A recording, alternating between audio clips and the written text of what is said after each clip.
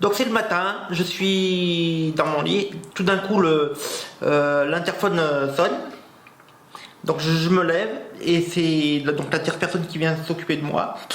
Bonjour Karim, comment vas-tu? Au fait, j'ai trouvé ce week-end un produit qui m'intéressait pour maigrir. Est-ce que on pourrait aller voir s'il te plaît sur internet? Et là, je lui dis, attends, là, quand même, t'es venu pour t'occuper de moi. Et je te rappelle que t'es dans ton temps de travail. Au début, on s'occupe de moi et après, je m'occuperai de toi. Voilà. Donc,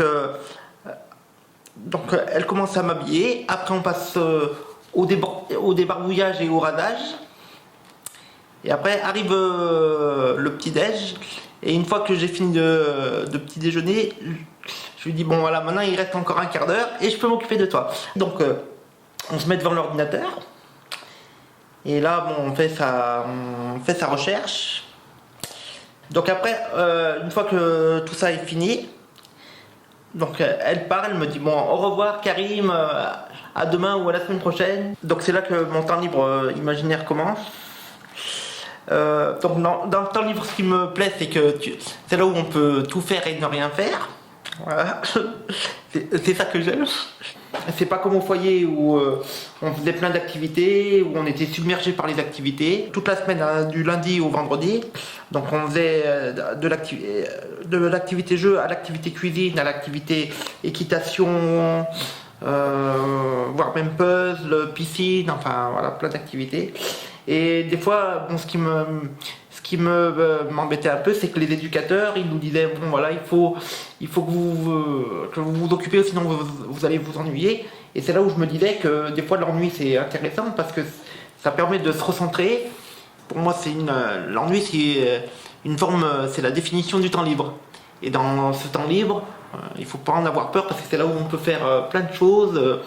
On peut s'imaginer plein de choses et mettre en pratique ce qu'on imagine. Ouais, bah maintenant, depuis que je me suis échappé du foyer, et bah maintenant je vis ce que je pense, mon temps libre est dans ma tête. Voilà. Donc je suis chez moi, devant ma fenêtre, je regarde le paysage où il y a la Bastille et bon, je vois le ciel bleu, les nuages.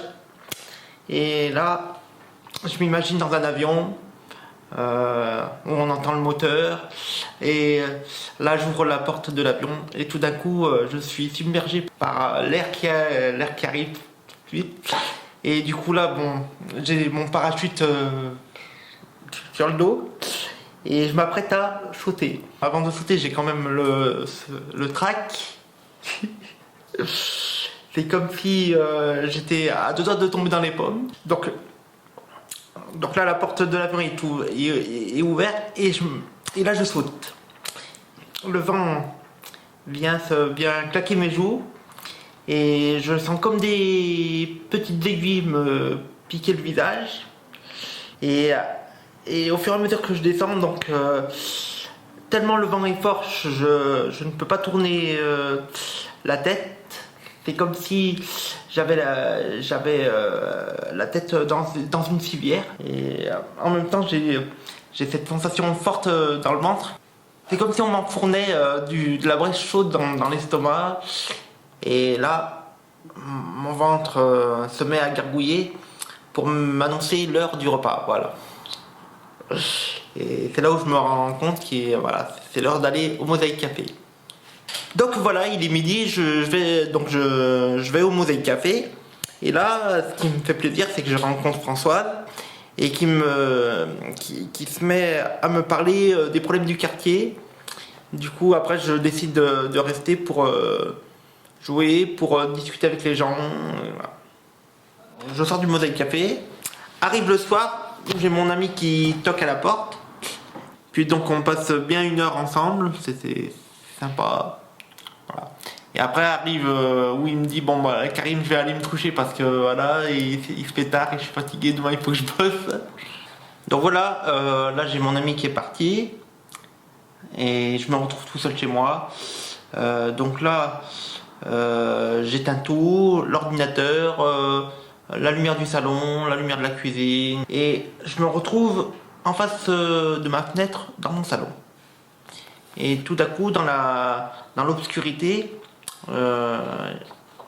mon regard est attiré par le lampadaire à l'extérieur et qui me projette tout de suite dans une salle de concert où je me retrouve devant le public qui m'acclame Karim, Karim, Karim, Karim, avec les spots là qui viennent éclairer la scène ainsi que mes musiciens. Et là, je vois le public Karim, Karim, Karim, et là je sens le trac m'envahir. C'est comme cette peur du ridicule. Mais après, je me dis, bah, Karim, le ridicule ne tue pas, les gens ne te connaissent pas, tu peux te lâcher, et voilà. Et l'essentiel, c'est que tu fasses passer un bon moment au public, et voilà. Et du coup, voilà, donc du coup, les gens m'acclament et je me mets à chanter, et je vois les thromboscopes m'allumer, voilà, m'éclairer. Je mets le feu à la salle et voilà. Une fois que je me retrouve dans cette scène, je me sens libre. Et tout à coup, une fois que les gens m'acclament, ben voilà, il y a le lampadaire qui me rappelle à l'ordre et ça me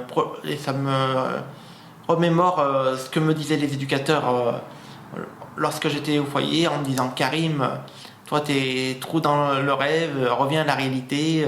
Et c'est là où je me suis dit bon.